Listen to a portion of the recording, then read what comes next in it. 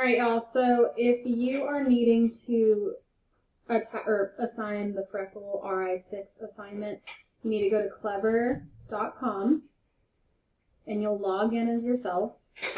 So I'm already logged in here.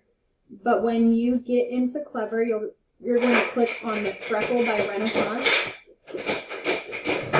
It'll automatically log you into there. You're then going to go down to ELA, click on Skills Practice, and press Assign. You're then going to want to select all of your students. Adaptive assignment type will allow the students to practice at their own level. That's what we're choosing so that they're all getting a chance to do the pre-test and work on their reading level. You're then going to make the reading information strand, and then for domain, click Author's Intent, and then assign for the future.